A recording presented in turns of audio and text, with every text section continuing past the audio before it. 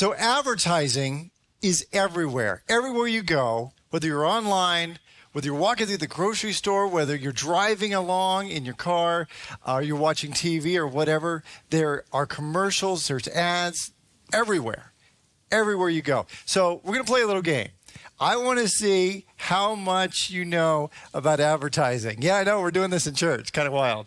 So I'm going to give you a slogan, and I just want you to yell out what the brand is. Okay? So number one, hopefully this is an easy one. It is Just Do It. Nike. Wow, very good. You guys do watch TV. Next one is, it's Nike Breakfast of Champions. Wheaties. Good. Got to eat your Wheaties. Okay? Getting a little harder. We'll see. See if you know this next one. There are some things money can't buy. For everything else, there's... Like two of you know that. Wow. There's everything else. There is MasterCard. There you go. All right, last one. I'm sure if you are a grandparent or a parent of little children, you probably know this one. It is the Quicker Picker Upper Bounty. Wow, like three of you know that too. So there you go. So advertising is everywhere. They want to make it all about you. And I'm not picking on any brand at all. In fact, there's some that we're not going to call out, but some like Have It Your Way, Because You're Worth It, Obey Your Thirst, and my favorite of a city to the north and west of us, whatever happens here stays here. Again, not picking on any of these brands at all, but they want to make it all about you because they want to make what? Money. They want to make money, so they want to make it all about you. And that's what culture is telling you. They're saying, hey, you want to be comfortable. You want to be served. You want it to be all about you because they want your money. Again, nothing's wrong with that. Not picking on any brands, but it's just that is what culture is telling us. In fact, 2,000 years ago, culture was the same. Now, I don't know that they had billboards on the way to Jerusalem, but maybe they did. But culture, even back then, was saying, you know what? It's all about you. And that's our human nature. We're going to be living in Mark chapter 9. So I want to invite you to either take your Bible or maybe your iPhone. Yeah, a couple of you got that. Go to Mark chapter 9, and we're going to be living in a few verses this evening. So what's happened in Mark chapter 9 is Jesus has done a miracle, as he was kind of known to do in those times. But starting in verse 30, it says, leaving that region, they traveled through Galilee. Jesus didn't want to know where he was, for he wanted to spend more time with his disciples and to teach them. So he said something to them that was very profound. The Son of Man is going to be betrayed into the hands of his enemies. He will be killed, but 3 days later he will rise from the dead. But they didn't understand what he was saying, however, and they were afraid to ask him what he meant. Jesus had just dropped this bombshell on them. It wasn't the first time, if you read the book of Mark, when the first time he had talked about that, but they didn't understand what he was saying. And I just thought, that's interesting. And I just want to encourage you, if you're ever reading the Bible or something just doesn't make sense, dig into it. Don't be like the disciples in this case, and they're just like, hey, if we don't ask him about it, maybe it won't really happen. Maybe it'll go away. Maybe he'll stop saying this. So verse 33, after they arrived at Capernaum and settled in a house, Jesus asked his disciples, what were you discussing out on the road? And I love that he says this. I love that he said, because he knew what they were doing. He knew what they were talking about. But he asked them. But they didn't answer because they had their hand in the cookie jar. They had been arguing about which of them was the greatest. Isn't that kind of funny? Jesus is like, hey, I'm going to die and then I'm going to rise again. And of course, they kind of ignore him because they didn't know what that meant. And then they're talking along and they're like, hey, which of us is the greatest? Yeah, it makes a lot of sense. He sat down, called the 12 disciples over to him and said, whoever wants to be the first must take last place to be the servant of everyone else. Then he put a little child among them. Taking the child in his arms, he said to them, anyone who welcomes a little child like this on my behalf welcomes me. And anyone who welcomes me welcomes not only me, but also the Father who sent me. So think about culture, making it all about you.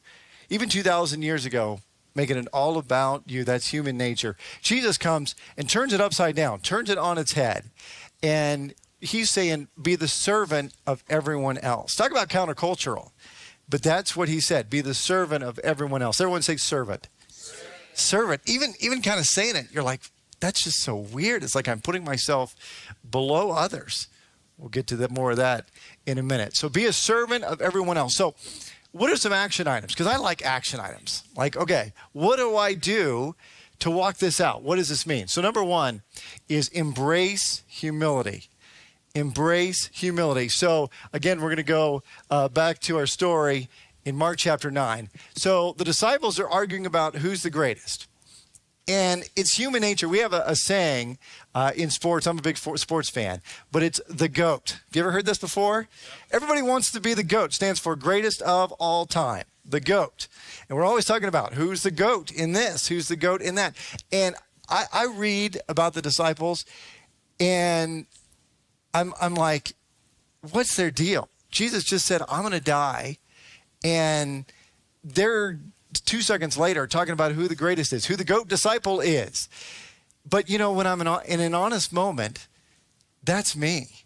It is human nature. Maybe I'm the only one that does this, but I like to look over maybe at work or maybe watching other parents or just in life. And I'm like, you know, I think I'm a little bit better than that person over there. Maybe I'm a lot better than that person over there. And that's just kind of what we do. Or maybe it's just me. I don't know. But we try to, we're always wanting to compare. And the disciples, I mean, they were full on having that discussion. But sometimes that happens in our heart and in our head. Kind of like, you know what? Maybe I'm not the GOAT, but I am a lot better than the next guy in the next cubicle over, or I'm a lot better than that parent over there at the park, you know, and we want to do that. And so it's all about embracing humility. So Patrick Lencioni, he says the ideal team player is hungry, humble, and smart. First of all, you know that Patrick Lencioni is not a pastor. You know why you can tell that? If he were a pastor, hungry, humble, and smart would all start with the same letter. Because that's like Pastor 101, I think your first day in seminary, they say every point needs to start with the same letter. I have no idea why, but that's what they do. Patrick Lencioni, he's actually kind of a business writer and a speaker about business. But I like his concept there, hungry, humble, and smart. And I would counter, it all starts with humility. And that's not just in business, although if you are those three things and you are truly humble, it's going to stick out in your workplace. But everything in life, if you truly walk in true humility, it's going to stand out. It's absolutely going to stand out. So I love doing performance reviews at work. It just makes me so happy. I know I'm a little odd. I'm odd in a lot of ways, okay? We'll just get that out in the open. But I enjoy doing performance reviews, and I always enjoy doing performance reviews for someone new to my team or new to my staff. Because my first thing I make them do is I make them evaluate themselves. And I have had staff who give themselves terrible scores. And I always think that's fun. And I always say, why'd you give yourself such a terrible performance review? And they're like, well, I don't do this well. I don't do this well. I don't do this well. And I always kind of smile. And I'm like, why do you work for me then? And that tends to fix that. And then I've had people who give themselves wonderful scores. Like, I'm the best at everything. I'm the best at this. I'm the best at that. And I always love those conversations too. And I'm like, wow, you really are amazing. And then we start to get into it. Well, what about this you need to work on, and this weakness, and this weakness? They're like, yeah, maybe I'm not as amazing as I put down on paper. And those are always fun. But humility is really about not thinking of yourself more, it's thinking about yourself less, or whatever the quote is that I can't remember at the moment. But it's always about having a grasp of what your weaknesses are and what your strengths are, and knowing that God gave you strengths, and that's okay. You are going to be good at things. You may be even the GOAT at something, and that's okay. It's all about using it for God's glory. In James chapter 3, verse 13, it says, if you are wise and understand God's ways, prove it by living an honorable life, doing good works with the humility that comes from wisdom. In fact, later on in chapter 3, James writes, the wisdom from above is first of all pure. So it really is about walking in a pure humility. Now, we've all run into people who act humble, but it's just that, it's an act. And that's not what James is saying. He's saying pure humility, a true humility. Sometimes it's Sometimes we want to be a martyr also. My kids are actually in this service, and so hopefully they don't listen for this next 2 seconds. But sometimes I want to play the martyr. Sometimes I'll say to my teenage kids, I'm like, do you see how much I do for you guys? And then I'm being the martyr. And that is not true humility either. And so it's about walking in pure humility. So be a servant of everyone else. And so number 1 is embrace humility. Number 2 is engage in serving selflessly. I like that word engage. Everybody say engage. Man, this is so much fun. I can see why Pastor Jeff is always making us say stuff, because this is just kind of fun. Because I ask you to say something and you say it. So thank you for that. Engage in serving selflessly. I like the word engage because it's all about taking action. I think it is just so fun to engage, to get after it and to just go for it. So to be a servant for everyone else, you need to take action. So in Mark chapter 9, going back to our story, it says he sat down, called the disciples over to him and said, whoever wants to be the first must take last place and be a servant of all. Again, talking about countercultural, talking about turning what we know to be true, to be wanting to be served, to be wanting to be all of that, to be wanting to people to wait on us. But yet Jesus saying, if you want to be first, you have to truly serve others. It is just, it's crazy stuff. It really is. But it's what God calls us to do, and it is so valuable. So I love our mission here at Alive. Lead people to Jesus, train people to follow Jesus, send people to lead for Jesus. I like that they are action words. I remember walking into Alive for the very first time, and I saw that mission statement. And I thought, I'm so glad their mission is not, well, we're going to think about leading people to Jesus, or we're going to have a focus group on how to train people to follow for Jesus, or we're going to try and get around to sending people to lead for Jesus. No, it is action words: lead, train, send. And I like that. It's all about engaging, all about taking action. So when I first started attending Alive, we'd attended here a few weeks, and one of the pastors came up to me. And he was like, here's the deal, Joel. I see you, and I think you would make an excellent usher. I'm like, okay, what does this mean? And he said, really, all you got to do is stand at the door and smile, and we're going to be taking communion this weekend, and so you need to help with that. So here's the deal. I'm glad Pastor Jeff's not in here because I have 2 fears. We're not going to tell Pastor Jeff what I'm about to say. Fear number 1 is I'm afraid of elevators. I've seen too many shows where people have gotten stuck in elevators, so that's why we go to a church with one story.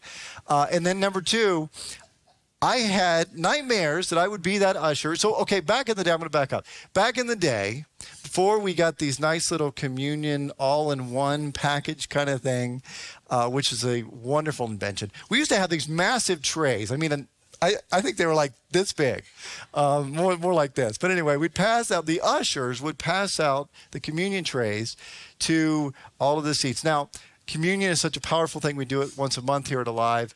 But I did not want to be the usher that spilled the communion juice all over the front row. I'm like, way to ruin the moment, Joel.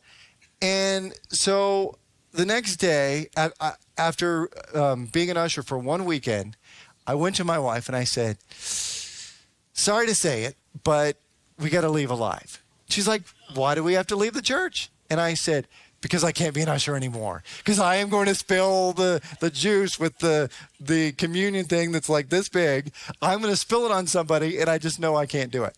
So she said, well, why don't you talk to the pastor? Now, this pastor is no longer alive. We actually send him out to go out and plant a church. Talk about sending. So we did that. So I knocked on his door, made an appointment, knocked on his door, and I kind of braced myself. I'm like, all right, he is going to yell at me. He's going to tell me to go somewhere else to church. And so I went in there with fear and trembling. And I'm like, here's the deal. I can't be an usher anymore. He's like, oh, what's the deal? And I said, I just had this nightmare that I spilled the communion juice all over one of the people in the front row, a couple of the people in the front row. And I kind of braced myself. I stepped back and I'm like, all right, he's going to yell at me now. And he's like, it's okay. I'm like, it's okay? He's like, yeah, there's plenty of places, plenty of ways for you to serve here at Alive. And so he helped me. And after another 10 places to serve, I found some places that I enjoy. I love not just serving on the elder team, but I'm on the prayer team every so often that I love. I am a greeter. And actually, another little secret, I like being a greeter when it's hot on Saturday nights, because not only do I get to smile and serve the Lord, I'm getting a suntan at the same time. And so I like that. I enjoy those things. And so I like that we have that culture here to Live, and we do. So if you want to jump in, get on a team, definitely find a place that fits. And if it's just not a fit, if it doesn't work for you, tell the guys, tell the pastors, tell the staff, and then we will help you find a place, find a role that works for you. So in Galatians chapter 5, it says, "For you have been called to live in freedom, my brothers and sisters, but don't use your freedom to satisfy your sinful nature. Instead, use your freedom to serve one another in love." We are free to serve. It's not like God is sitting up there with a checkbox saying, "Oh, Joel's not serving."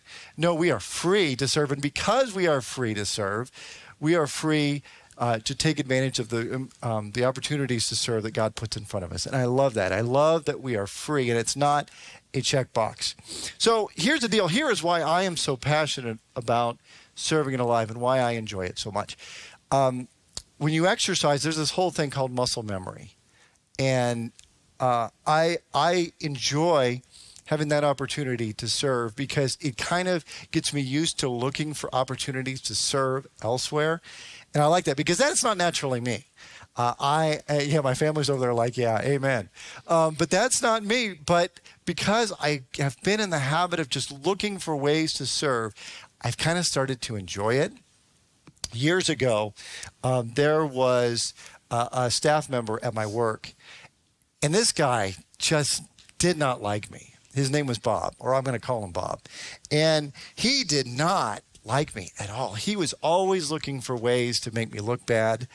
He was always trying to second guess me, and just a lot of things that I just got to the point where I hated going to work, honestly.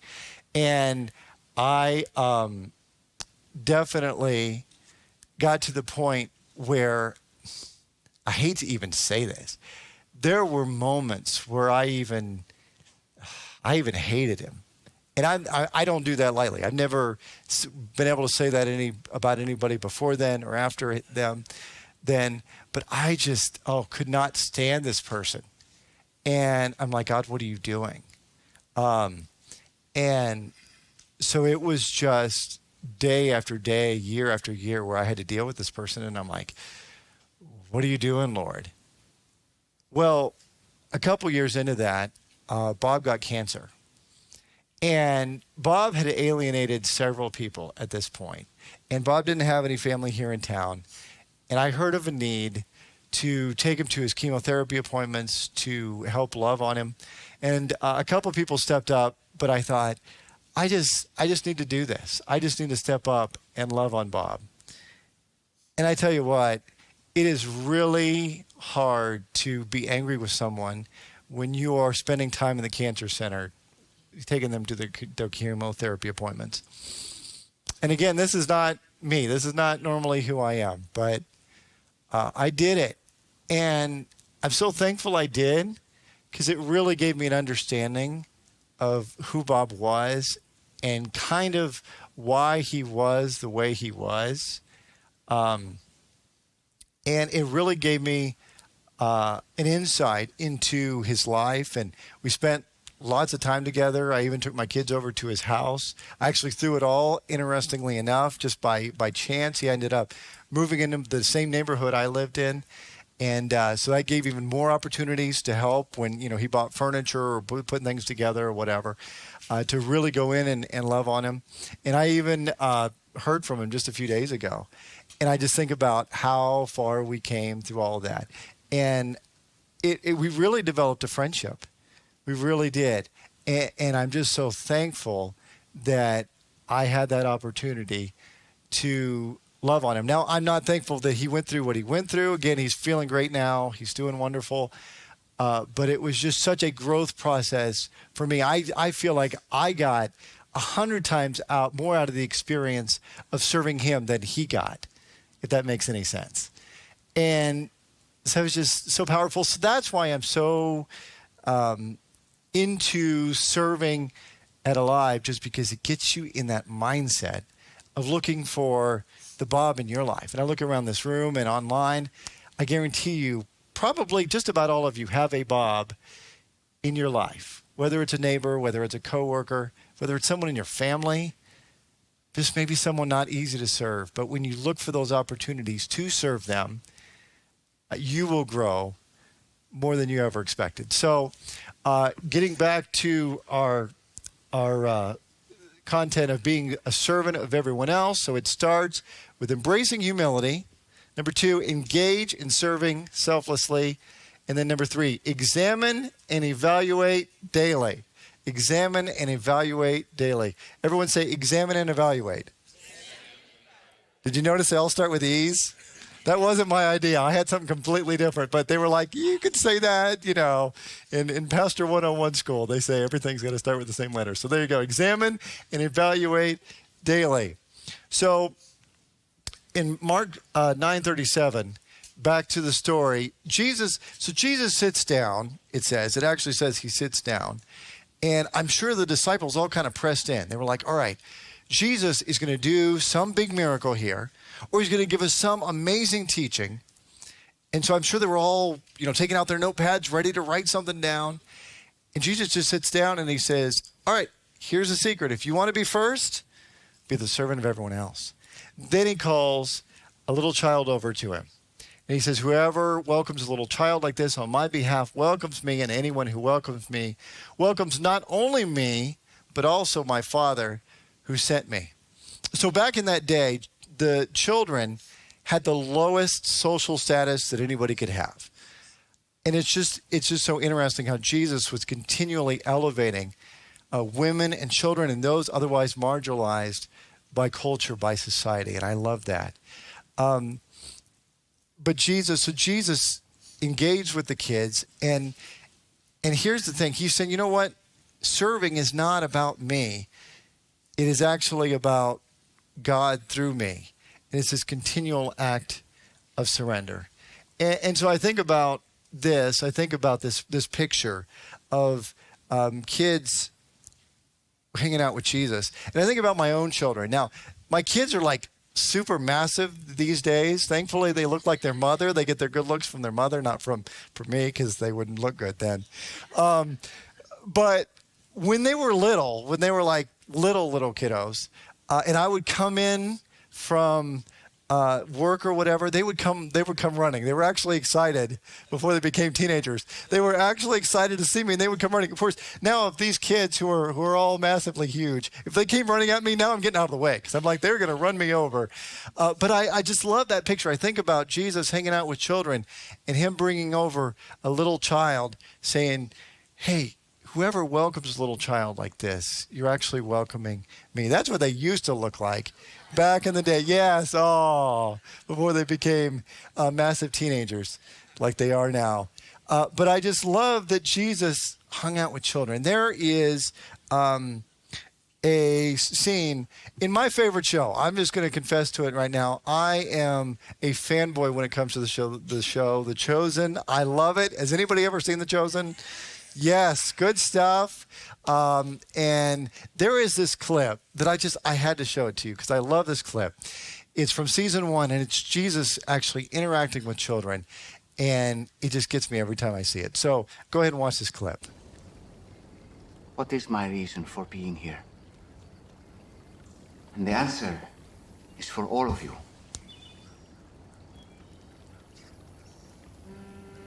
The Spirit of the Lord is upon me. He has anointed me to proclaim good news to the poor. He has sent me to proclaim liberty to the captives and recovering of sight to the blind. To set at liberty those who are oppressed. To proclaim the year of the Lord's favor. Isaiah.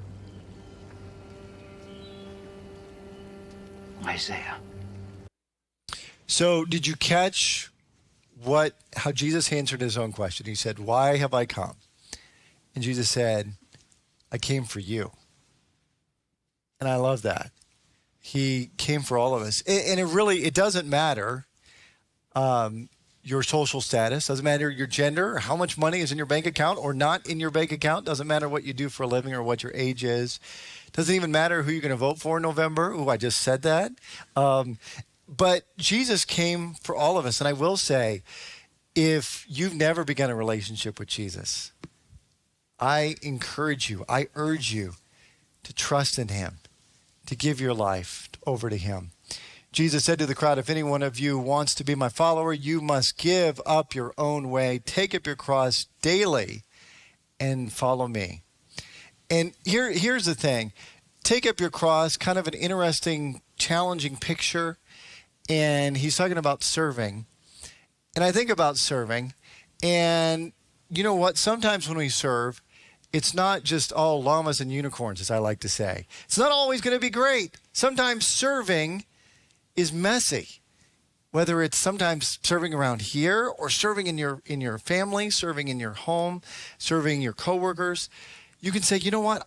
I've embraced humility and I'm engaging, I'm taking action and I'm examining and evaluating and my heart is pure and I'm serving this person and they're not reacting the way I thought they would react.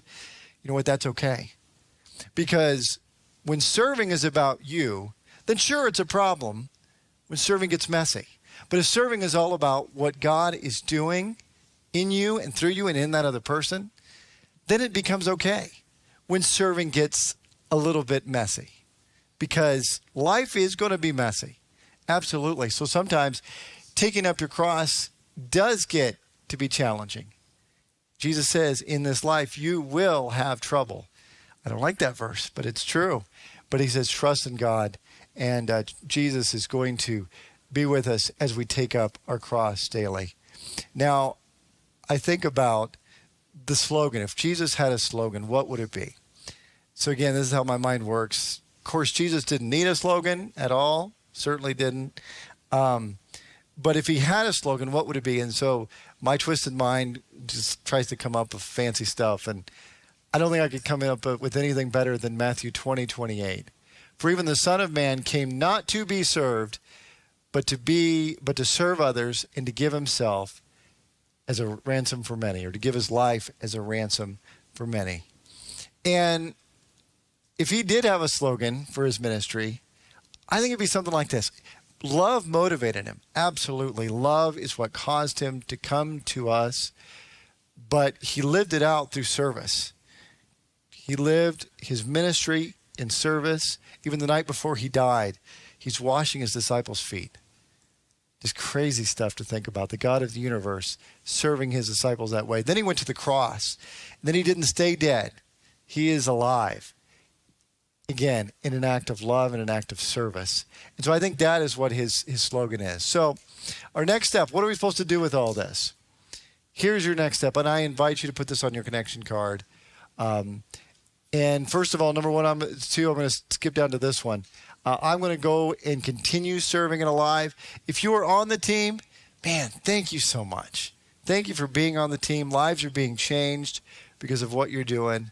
So I want to thank you for that. But if you're on the team, here's my challenge to you. If you're currently serving, look for your Bob.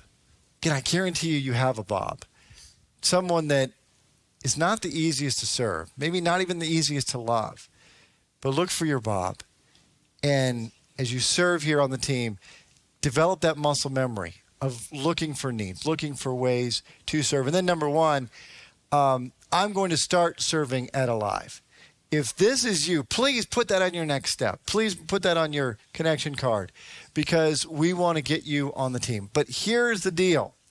Okay, one more thing for you not to tell Pastor Jeff. If you're not currently on the team, we don't need you on the team. I know, I just said that. Here's the deal. If you are not serving and you choose not to serve, we will still have services next weekend. But we would like you to serve. I would like you to serve. And if you're not on the team, come find me. First question I'm going to ask you is, would you like to be an usher? But want you to be on the team because we want you to develop that muscle memory of serving. looking for opportunities to serve people around you, to serve people in your ecosystem that need to be served. And so again, you get practice serving. Again, church is such a great opportunity to arm up. And then as you go out and spend the other 167 hours of your week living this out, you have that opportunity here to develop that. Plus, serving is way super fun, especially when it's June and you get to greet and you get to work on your suntan. So there you go. So go ahead and do that. And so mark that off on your connection card. And so, again, I want to bring us back to our memory verse for this entire series as we wrap up this series tonight. John 1:1, in the beginning the Word already existed. The Word was with, everybody say with? With God, and the Word was God. Very good. So the God of the universe, Jesus, was with God. Jesus was God, is God, and he served. So do you think that means that I'm supposed to serve too? Do you think Jesus wants me to serve? Absolutely. He wants us to serve because it's all about him.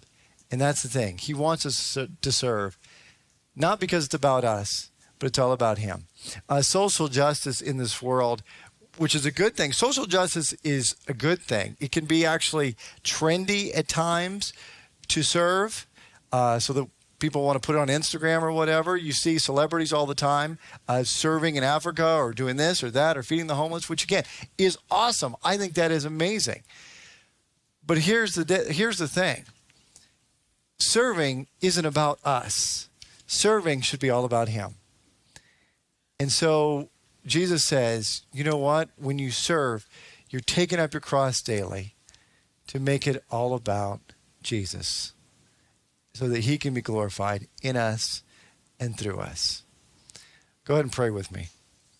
Lord, thank you for this opportunity to serve. I thank you that you set the example of service. Lord, I thank you for the cross.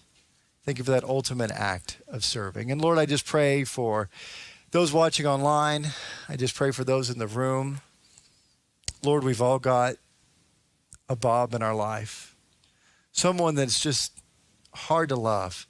Someone that needs to be served. Lord, I just pray as we identify the Bobs in our life, Lord, I just pray that even this week, we would all just take action, whether it's a smile, whether it's doing something tangible for them. Lord, I just pray that people would grasp onto that.